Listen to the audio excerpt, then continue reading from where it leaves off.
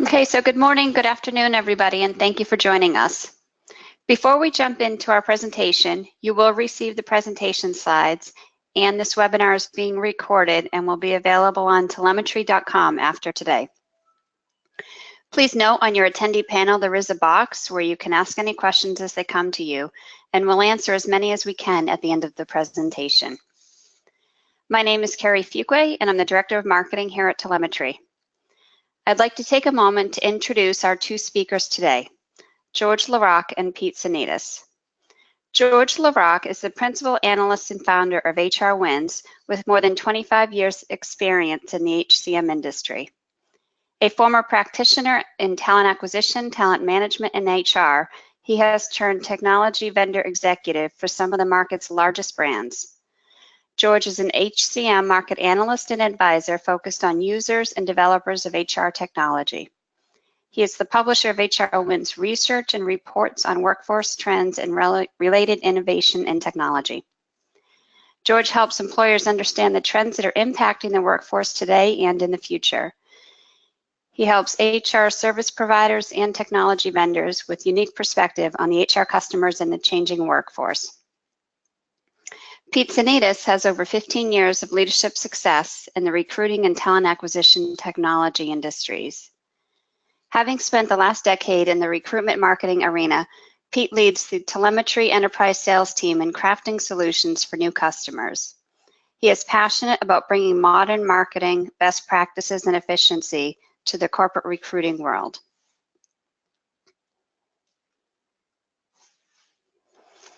Today we'll cover in the webinar the Recruitment Marketing Maturity and Efficiency Framework. Why did we put the investment into creating this framework? What are the components of it? And the potential impact it can have on organizations. We will have Q&A at the end of the presentation, so please do take the time to enter your questions into the question box. And with that, I'll hand it over to George and Pete. Thank you, Carrie. Thank you, everybody, for attending here today. And George, thanks for participating here with us.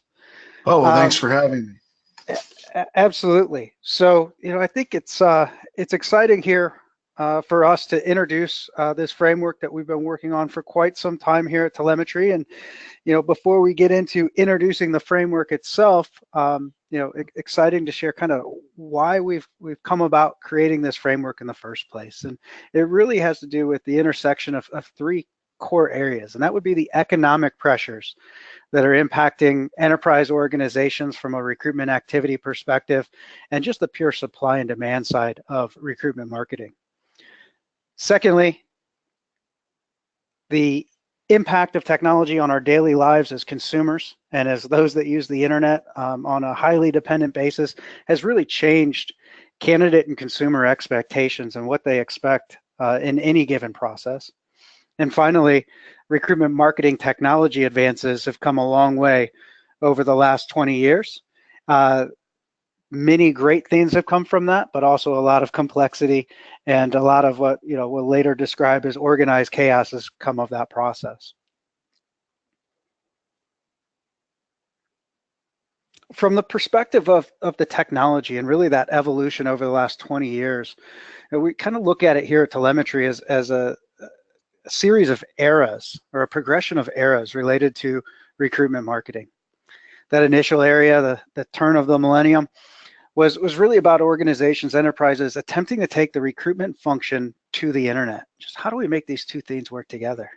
There's a bit of the glory years for those of us that have been doing this for a long time, when the internet and the simplicity of the internet versus the results that were derived from taking recruitment and advertising from paper to digital, and with 3 tools to choose from, had great results, but also made things really easy. And that was quickly followed up with a lot of different options entering into the world of recruitment marketing and the complexities of recruitment marketing there from 2005 to 2010, even culminating in the impact that Web 2.0 and social had in just having a lot of different activities, a lot of different channels, a lot of different options in how to approach audiences, how to approach candidates, and try and get your jobs out there to generate that applicant flow that you're looking for from your recruitment marketing.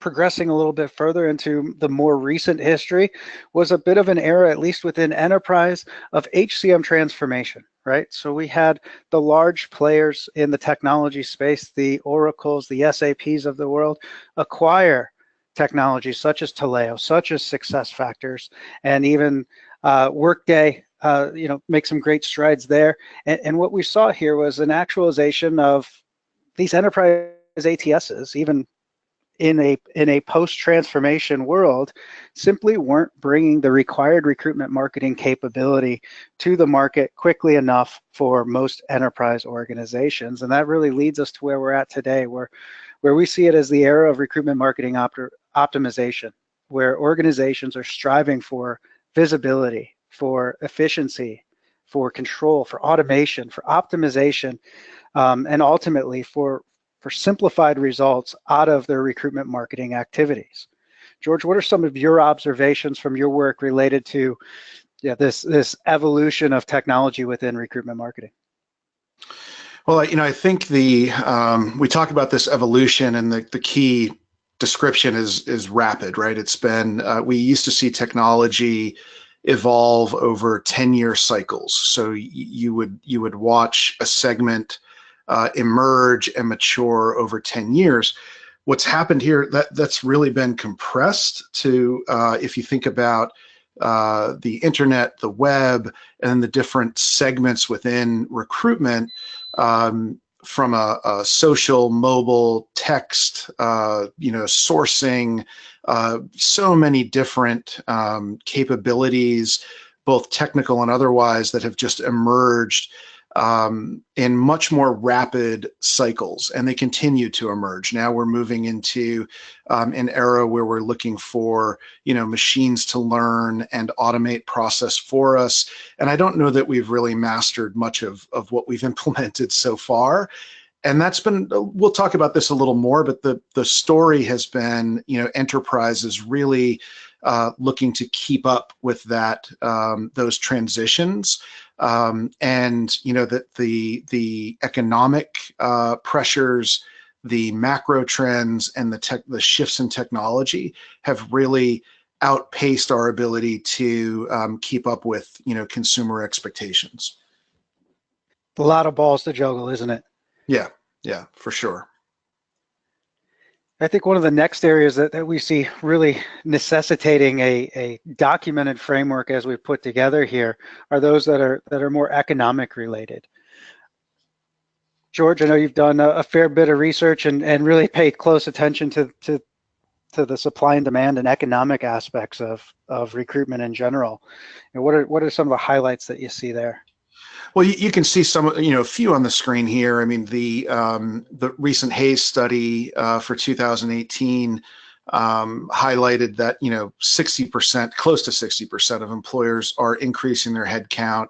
75% are reporting a skills shortage.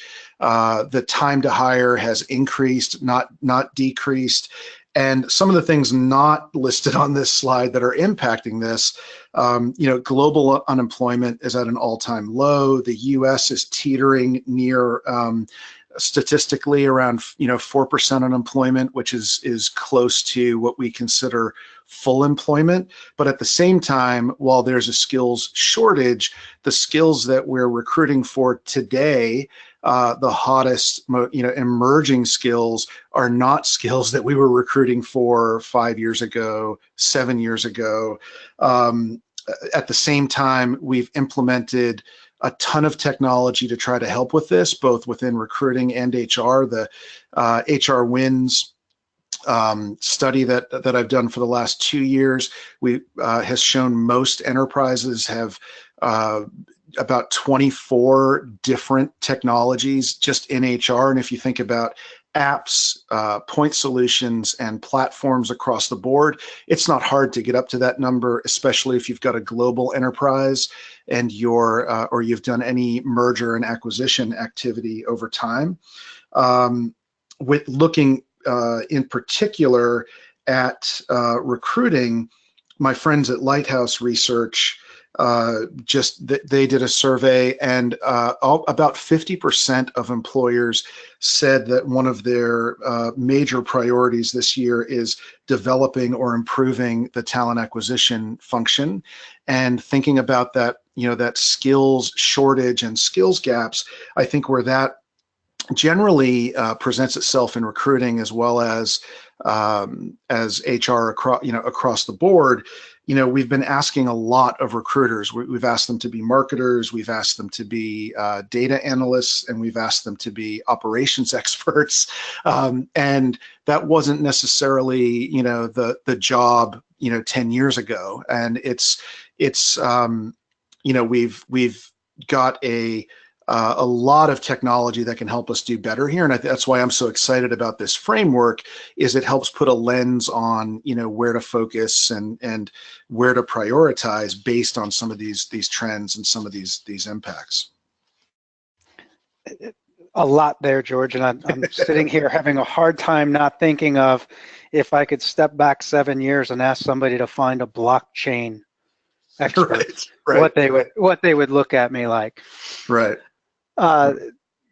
So the last aspect that we said, really kind of driving the need for a documented framework to recruitment marketing related to the macro trends are just the trends changing expectations, whether it's candidate expectation, consumer expectation, expectations of enterprise recruitment marketing organizations, and George, you just touched on it a bit, even just around even the skill sets required within recruiting and talent acquisition, and specifically to recruitment marketing subject matter experts, and at the end of the day, to those professionals themselves, right? And what talent acquisition professionals need and expect in order to be able to do their ever increasingly challenging job.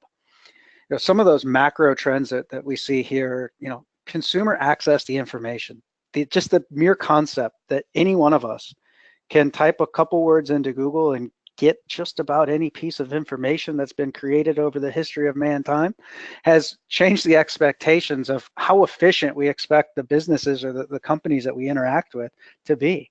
That we just expect them to have the right information, particularly if we have a historical relationship with them, at their fingertips, because why wouldn't it be that way? All the information in the world is at my fingertips. Secondly, we use so many devices in our day-to-day, whether it's the internet through our TV, our smartphone, our tablet, our desktop PC or laptop, that the experience to us isn't dependent on that singular device, but channel hopping from social to a corporate page, or device hopping, we expect that experience is going to be transferable and seamless to us as internet users. And I think that becomes really important when we think about the silos that exist within most recruitment marketing organizations, from process area to process areas we'll talk about a little bit more. But it is a real life expectation that's a struggle to meet in terms of candidate experience and recruitment marketing effectiveness. The next expectation that's happening is, again, it's a data-driven world. And whether it's on the latest headlines on your favorite news service related to data breaches and data privacy or compliance implications of changing regulations across the globe, it's very much a data-driven world that's driving personalized experiences, and candidates, consumers expect internet experiences and online experiences, and when they're even being marketed to be highly personalized. And that has transitioned into the world of recruitment marketing. And finally, mobile focused world is probably an understatement. It's really a mobile driven world, or back to that seamless device world that I talked about a second ago. And candidates expect your career site, your application process, their interactions with you to be mobile capable and really just optimized for all devices. Any other thoughts related to these kind of macro consumer internet? Sure. I think jump to mind, George? Yeah, I think maybe another way to look at it, or to put a finer point on it, if we think about that time frame again and how quickly everything has evolved from a technology and an expectation perspective, much of what was implemented, legacy recruiting technologies was focused on organizations, and that's important. And we'll never stop looking at ROI and business outcomes. That is a given, right? That's where these are business systems.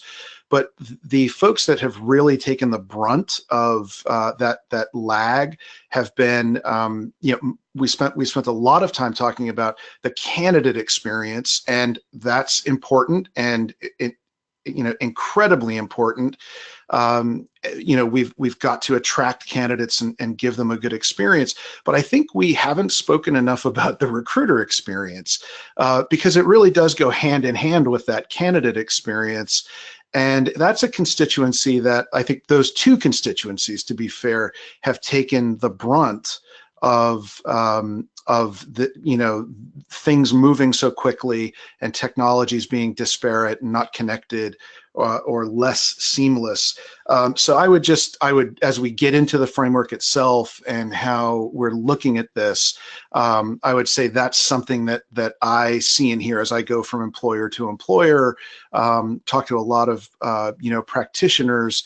I think there's a renaissance of sorts where, yes, we're incredibly focused on candidate experience, and yes, we're understanding even better today how we've got to provide a better recruiter or recruiting leader experience in order to give those candidates the ultimate experience, right? It's akin to the analogies between B2B, business to business marketing, and business to consumer marketing.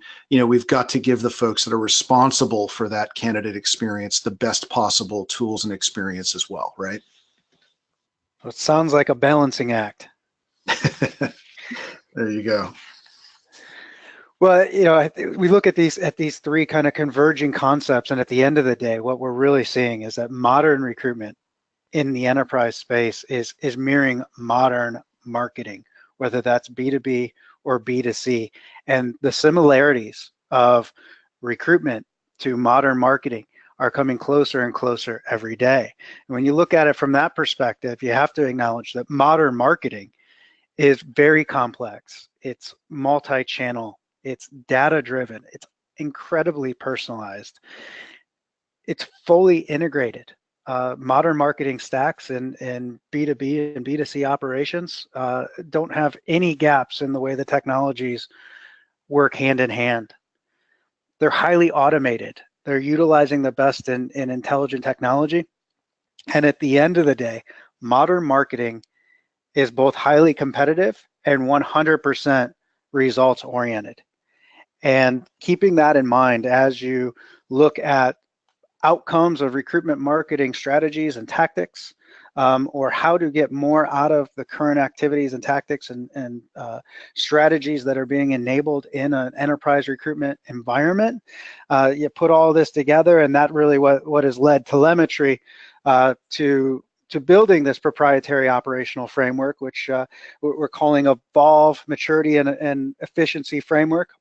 At the end of the day, what it is simplifying the path towards achieving world-class results for enterprise organizations and helping recruitment marketing professionals simplify that same exact path to delivering the results that are needed by the business to overcome all of those macro challenges we just discussed.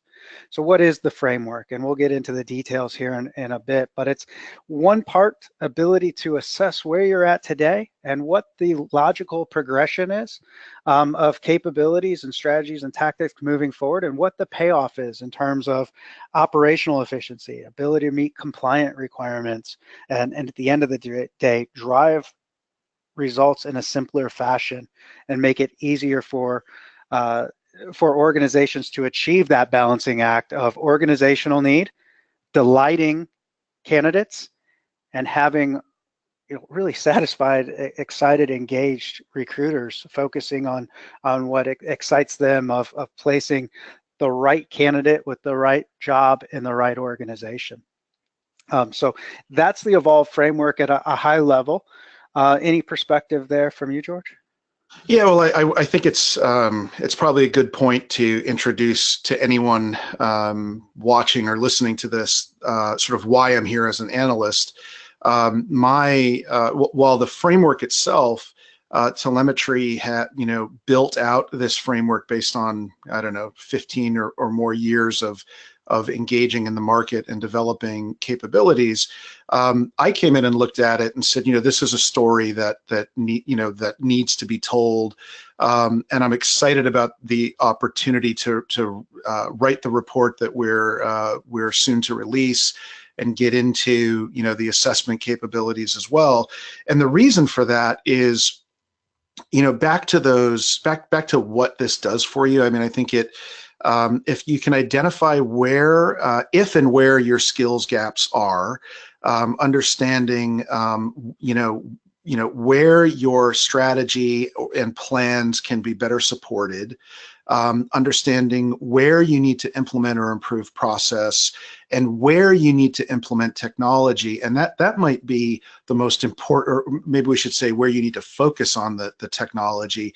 That might be one of the most important points, that the market has really looked at these capabilities as more a measurement of how much do you have, do you have these capabilities, and do you have the technology.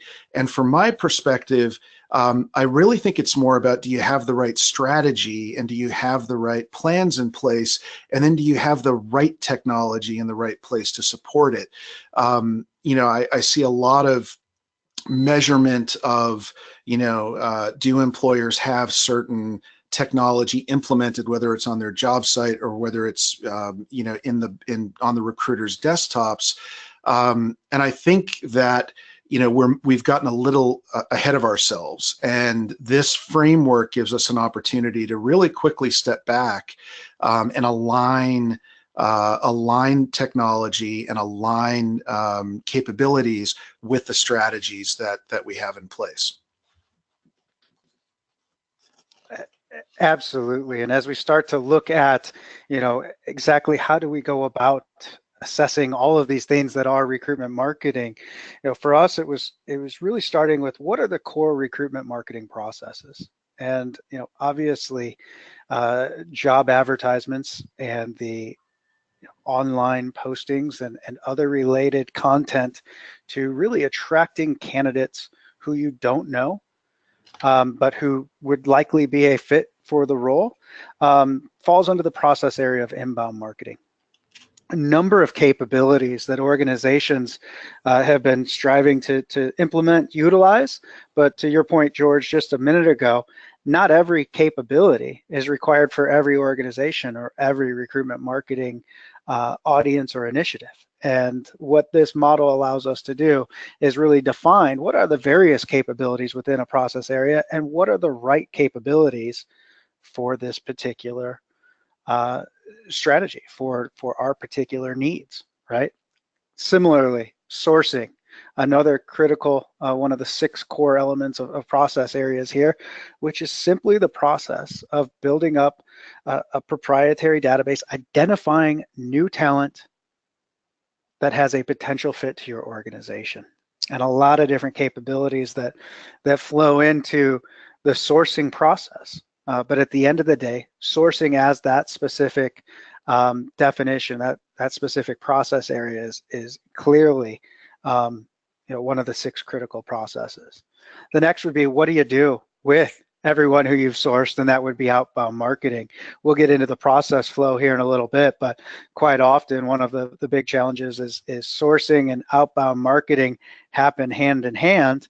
And at the end of the day, those source candidates only make it into your repeatable process if they've taken direct action, right? So you source candidates who and identify candidates and immediately do outreach, but if you didn't save that person that you sourced, you're never going to be able to message them again, or conversely, you're going to have to go back and source them a second time, and a big part of efficiency is not repeating the same action twice, right? Which brings us to relationship management, the next critical element and process areas. Again, not the outbound activity that you do, and most people think of candidate relationship management or CRM technology as the technology that they use to do outbound marketing, but it's more of the construct and the concept of being able to manage all of the relationships and all of the intersections of activity that you've had with the talent that your talent acquisition organization has engaged with over time, and really being able to then use that effectively in future interactions and outbound marketing. Candidate engagement. This is a really interesting process area because it covers a lot of ground, but what we found is, most recruitment marketing activities, the call to action is back to the digital property. And so the heart of candidate engagement, it is the career site. It is the content held within the career site. It's also the direct interaction between recruitment professionals and candidates or applicants, right, in that process. And then rounding it all out is those other 5 process areas are all very important, but they all drive to conversion and to outcomes. And I've yet to meet a compliant enterprise organization that will hire anybody that doesn't make it through their, as an official applicant in their applicant tracking system, at least not within the last decade or so. And so that aspect of conversion and the ultimate conversion of being a complete applicant inside of an ATS against a rec, and all the other different flavors of ways that candidates can convert, whether that's joining Talent Network or signing up for job alerts or anything there in between, falls into that process area of conversions and outcomes. And again, a lot of capabilities in each one of these 6 process areas, but not every capability is the right capability to enable for a particular organization's goals. George, I know you've seen the real mess of information behind this related to the depth of capabilities, but any thoughts related to how you see these process areas, these capabilities maybe differing a bit from prior definitions in the marketplace related to the recruitment marketing? Well, I think as function. Folks engage with the model itself, whether it's via the report or the assessments, this is really the tip of the iceberg here. Each of these process areas probably has at least 15 or 20 capabilities behind it, and when you start to think about, we'll get into the audiences and sort of where we're going, but when you start to think about what level of maturity you're at across each of these, you can start to see where the opportunities come to really align your strategy and focus your efforts. So you might want to introduce these maturity levels at a high level before we move on. Absolutely. So we've got capabilities, we've got process areas, and at the end of the day, the utilization of these capabilities as applicable and as they drive results, combined with how well they're really connected and driving outcomes, is what drives the 4 levels of recruitment marketing maturity. And so at level 1, you've got really ad hoc recruitment marketing that's happening. This is generally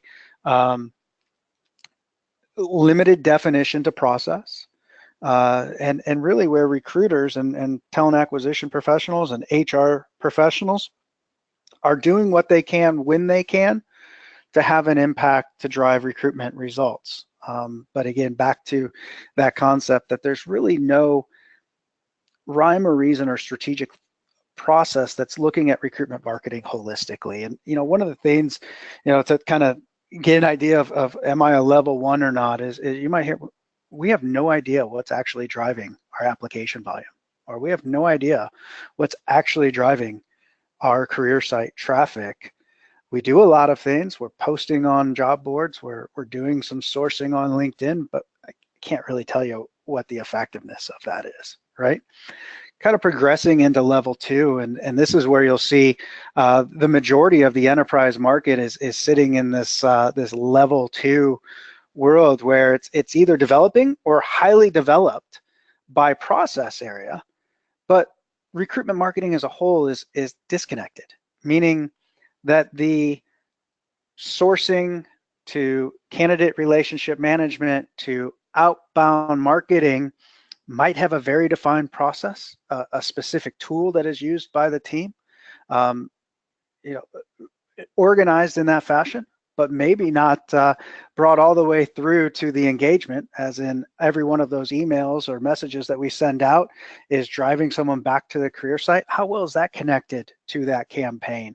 How well did the analytics flow and the results story flow through conversion? And how well is the actual conversion experience, the apply experience, tied to the rest of that higher level campaign? Again, these are the ways that modern marketers look at an end-to-end marketing campaign.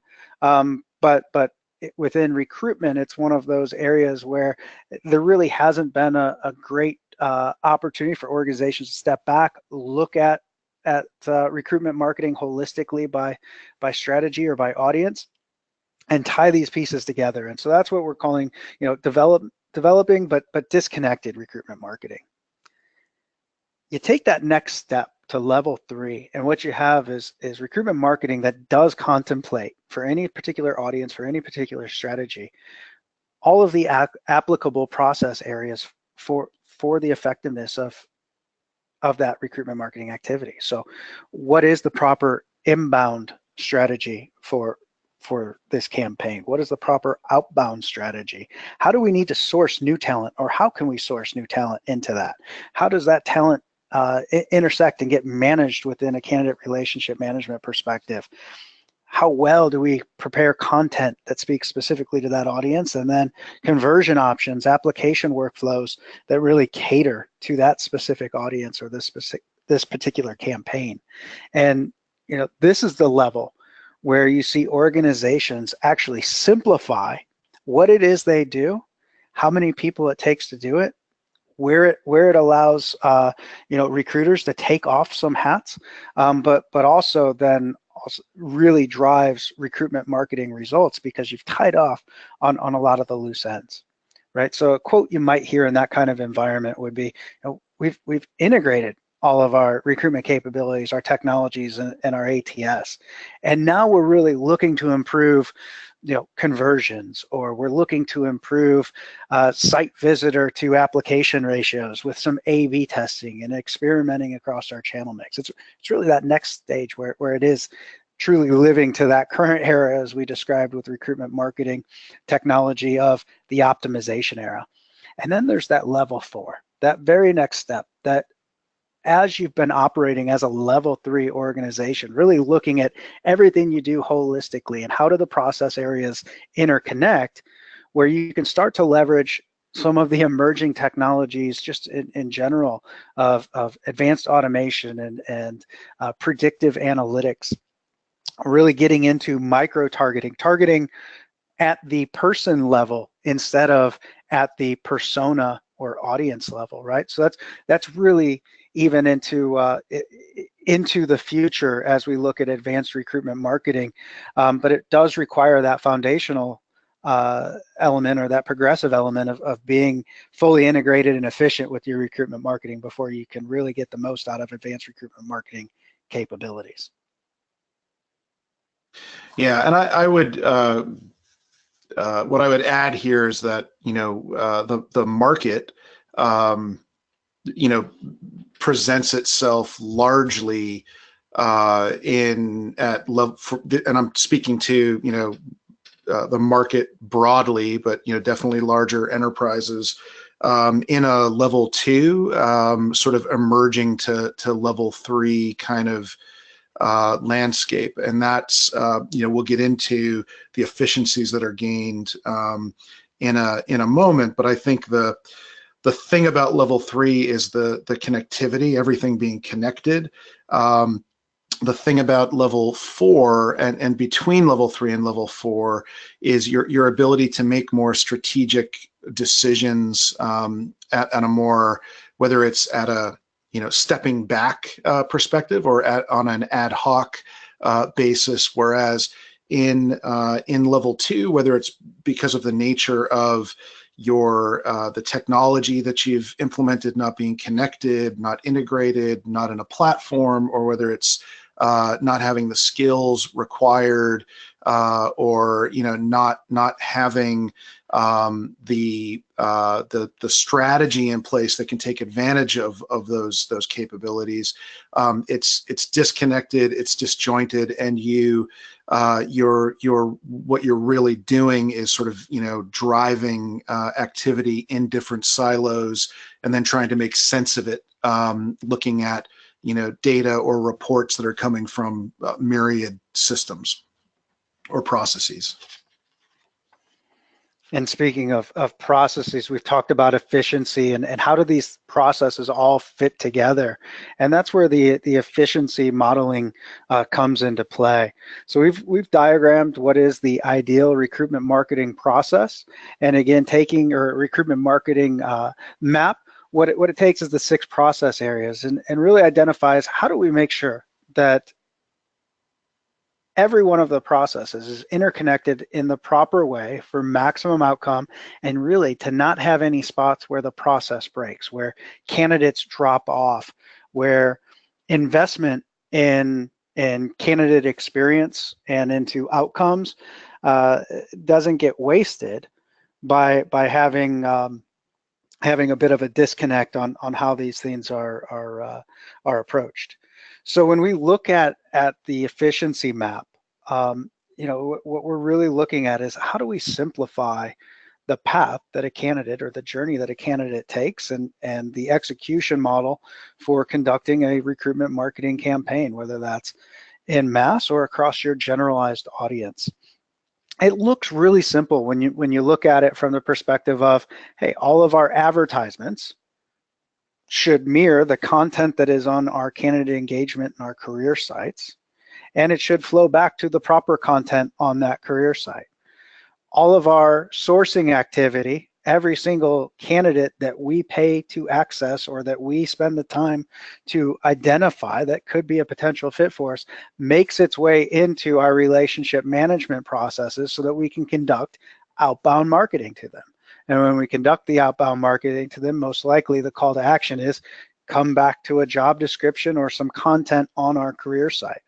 Ultimately, when you get them to the career site, it's how do we make sure that that we are identifying those people that are on our career site, learning more about them, their behaviors, their interests, to be able to feed their profile in our relationship management so we can conduct more effective outbound marketing to them in the future, or best yet, achieve that ultimate outcome, which is to feed our applicant tracking system with qualified applicants at a greater rate.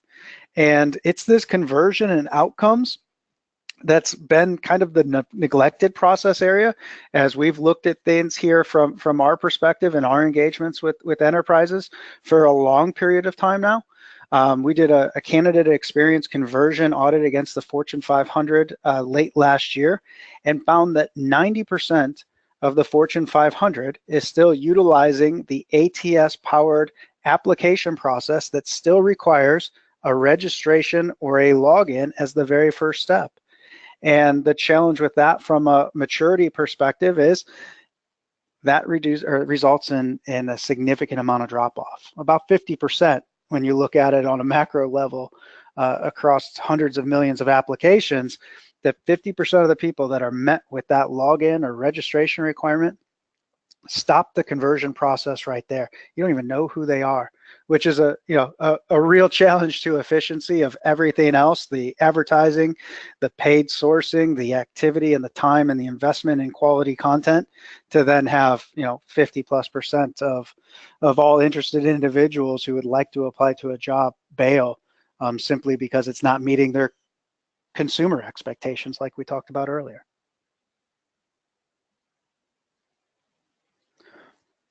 This looks really simple in this fashion. And when you get to a level 3 or level 4 capability, this is completely achievable and should be the model.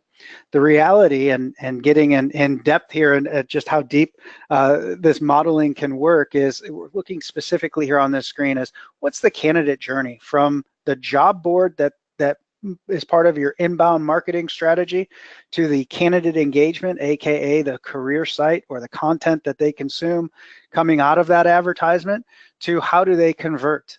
And what you're looking at here are just a few simple examples of what's really out there in the enterprise world.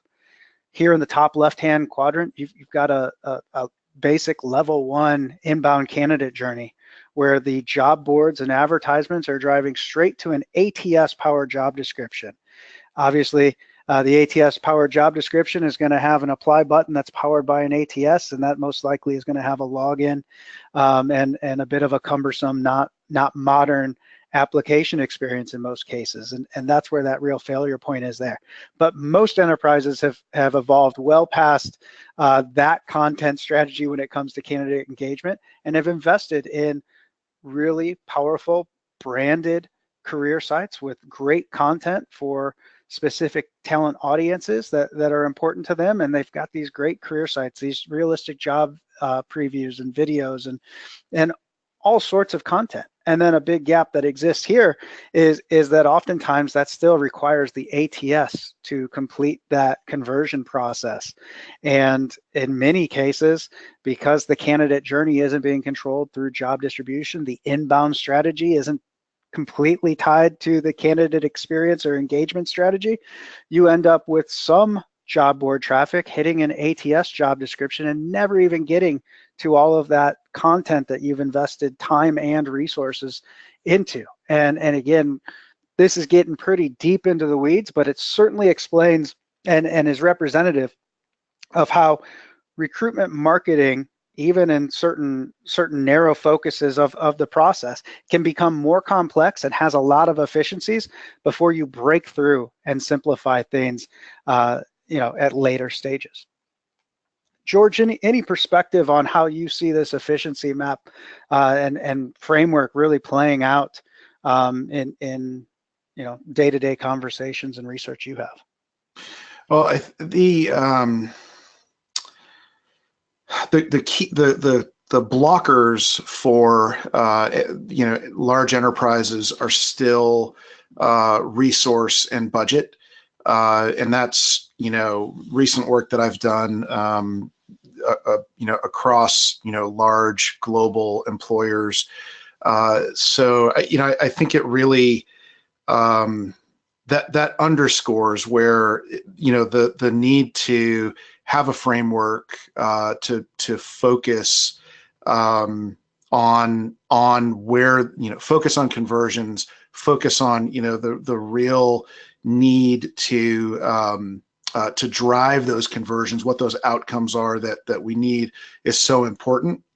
The application process itself, looking at putting things like talent community registrations in front of it, increasing the ask or complicating the ask of the candidate in order to get into the process with the employer is a good example of where things are complex. Another example, we see through the candidate experience, the Candies research, 40% of employers today still aren't communicating back to candidates as they go through the process. So there's a real disconnect between that highly branded experience that I might be having when I'm first looking at jobs, and that feeling that I'm giving a candidate versus what I'm asking, the hoops I'm asking them to jump through when they're applying or when they're going through the process. And by having this all more disconnected and not understanding where those where to streamline things, you can see where this gets us into trouble from a candidate experience perspective, as well as from on the recruiters' desktops. Absolutely. And when you talk about the real constraints being budget and time, the opportunity to make sure you get the most out of those things that you have invested in, like that quality content on that career site, as well as getting the most out of the time put into all those activities. You can see where the efficiency map really can help evaluate where organizations are today and where they can find opportunities to make it a better process, not just to what they plan to deliver tomorrow, but how to simply improve what's happening today.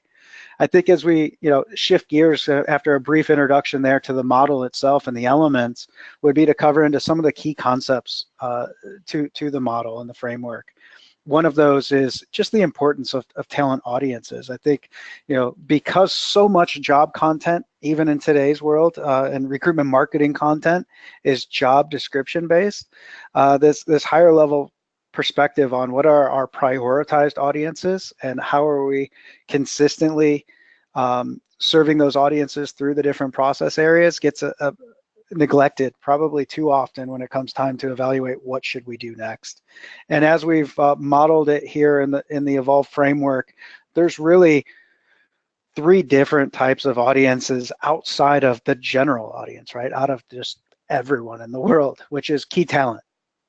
What are those volume jobs? What are those targeted jobs? What are those geographies of specific job families that might be critical that we can really build campaigns and content and approach from each of the 6 process areas?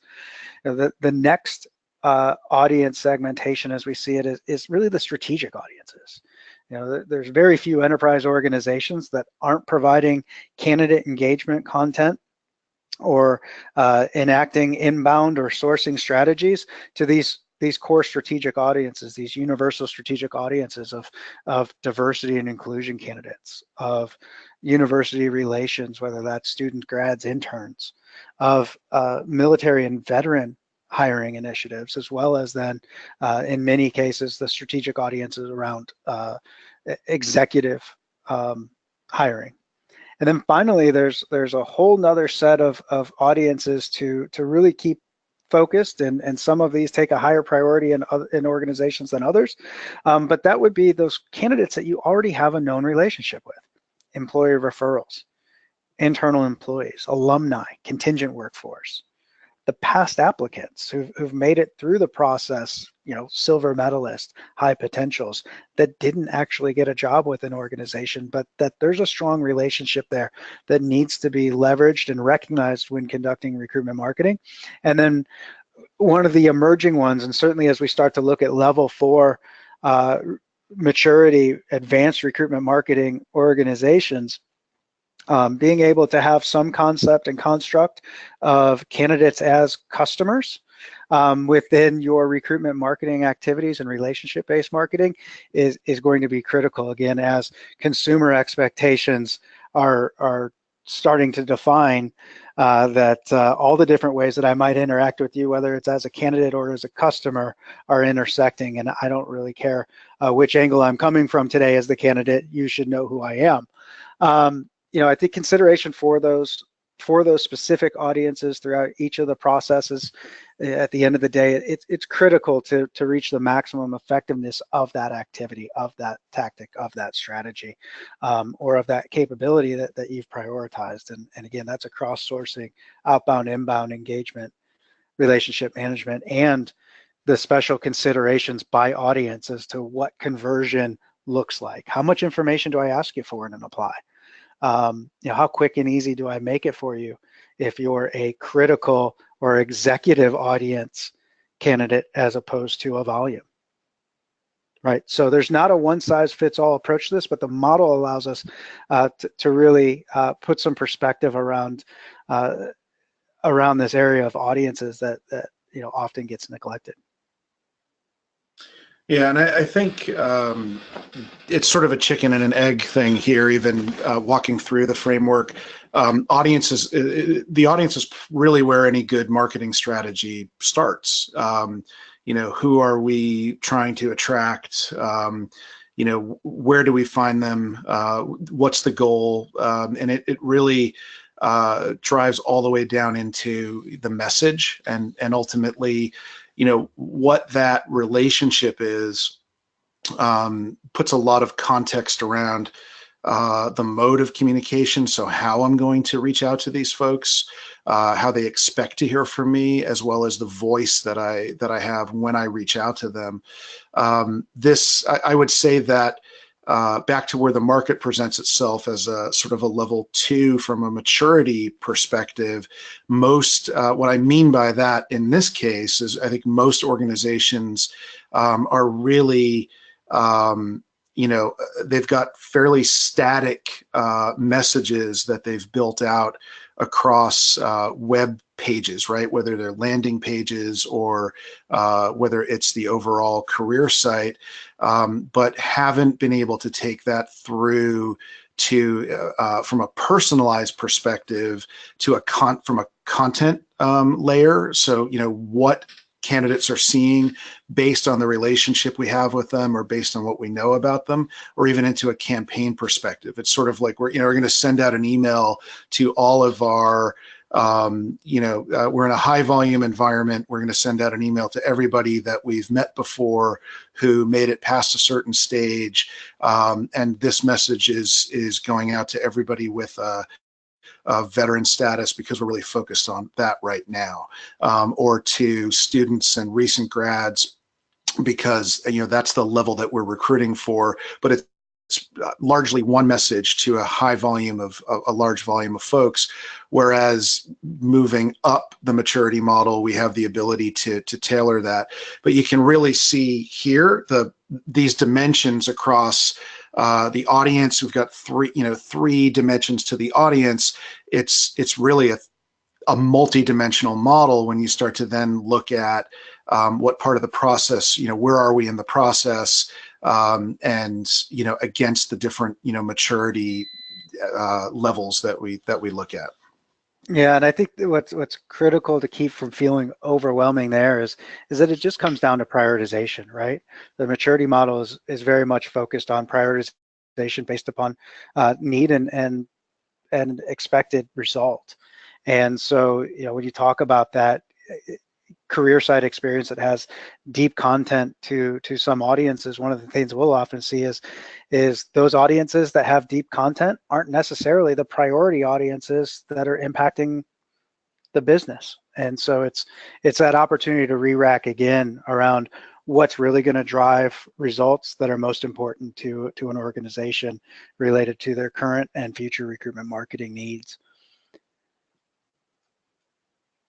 Another concept, and we're getting close on time here, so we're gonna cruise a bit quickly, but certainly a concept to be on the lookout for here in self-assessment, as well as in the HR Wins report coming out here shortly, is this concept around a maturity efficiency barrier. And what it really describes is that at a level 2, when your processes might be developed, might be very mature, but they're not connected to each other the way that they need to be for efficiency, what you end up having is organizations that just don't get the full impact of their efforts in those areas. And a really good example that we see in conversation quite frequently these days are organizations who have, for example, a level 2 conversion capability, meaning they're not really offering much of a personalized or modern consumer expectation application or conversion process, who's investigating a concept such as chatbot for candidate engagement. Well, you can engage candidates with every modern technology you'd possibly like, but at the end of the day, if you need them to become compliant applicants in your ATS, and you've got a poor process for conversion, that extra investment in a level 3 or level 4 capability and execution of that just isn't going to yield the returns it would as if you button things up and connected all the processes and at least got to that level 3 perspective where inbound, outbound, relationship management, engagement, and the candidate experience, and even your sourcing activities all intersect there with conversion. The next concept that we've seen related to another kind of one of those emerging trends, or certainly a lot of conversation around AI and automation, comes back to AI requires a solid foundation. And the foundation, the analytics, the data foundation that exists in a level 2 organization simply isn't the quality of data that is going to allow those emerging technologies to really reach the correct results. Great quote from Jim D'Amico yesterday on an ERE article by John Sullivan, where, related to predictive analysis, right? If you collect the necessary data on candidates, on hires, on current employees, and measure against performance, the commonalities, the differences, they'll reveal what predicts outcomes and what doesn't. The real challenge is, how do you get to a universal data set that's giving you information on candidates, hires, current employees, performance management, and being able to have a clear picture of what those commonalities and differences are, if each one of your recruitment process areas tells a different story than its neighbor and its interdependent process. And that's a real challenge, a real limitation, and a real consideration that organizations need to have as they step back and say, where does AI fit in our next gen recruitment marketing approach?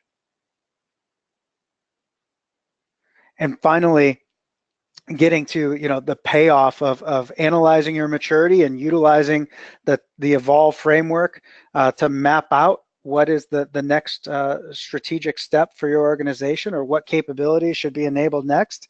The payoff is multifaceted. The maturity model, and simply maturing to the capabilities presented in the model, meets those candidate expectations, meets those organizational expectations, and delights those recruiters in a balanced way, to George's point earlier. And when it's driving that, and you're really focused on enabling the capabilities that are driving the results necessary for your business, you end up filling jobs quicker. You do it with less investment required because you've taken out a lot of those areas of inefficiency. You deliver more qualified candidates, and in turn, more qualified hires, and you have a longer term impact on turnover. So not only are you hiring quicker the next time around, but you're hiring less frequency due to turnover. I think the big news is it gives you a framework and an integrated view where your analytics allow you to really achieve these goals. So the ultimate goal here, I would never tell any employer that they should be striving to be level, what we're calling level 4, the highest level of maturity across all of the capabilities, or all of the processes.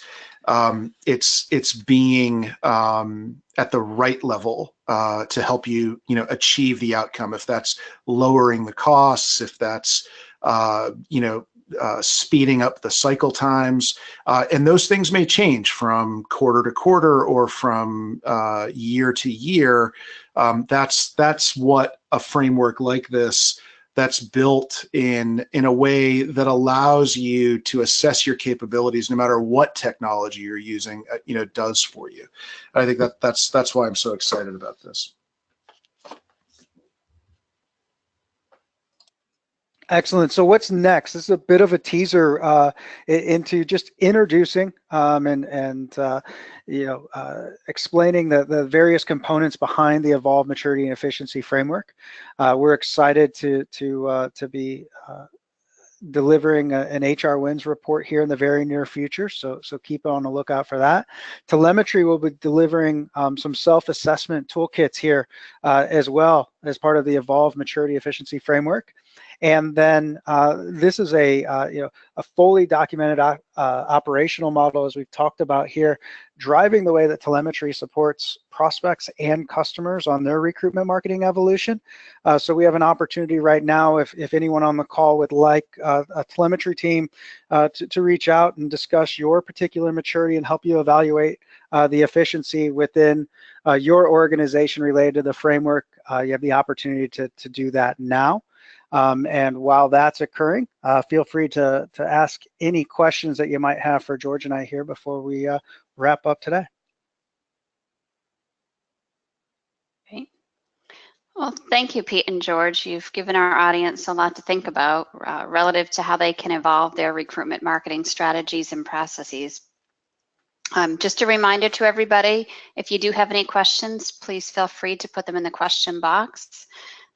Because it is already the top of the hour, I think we'll probably have to follow up with most of these via email. But maybe just one quick question, Pete and George, that came in. Where do you find is the biggest area within recruitment marketing where enterprise organizations can gain efficiencies the quickest? Ooh. Again, coming out of that candidate experience conversion analysis that telemetry did last year against the Fortune 500, it's very clear that conversion is one of those areas of immediate impact. But it's not a one-size-fits-all, and some organizations have thoroughly developed and integrated their conversion process, and it might be a completely different process area. But I think, kind of universally seeing that 90% of the Fortune 500 would fall into a maturity level 2 or lower related to the conversion aspects. That's probably the biggest area from my perspective. Yeah, I think you mentioned that it's not one size fits all. In that context, I think is really important. So my thoughts initially go toward internal talent. So one of the key talent pools would be those folks within your organization now from a mobility perspective. We know the most about them. We're able to move, more quickly with those candidates. And I think that's an area where if you're successfully integrating them into your strategy and into your process, it's clearly one of the more efficient areas to from a filling a position perspective, cycle time perspective. Great, thank you. Well, thank you both for a great presentation, a lot of good information. The additional questions that have come in, we will follow up with via email following the presentation today. And other than that, thank you both. Hope everybody has a great day. Thank you. Thanks, everybody.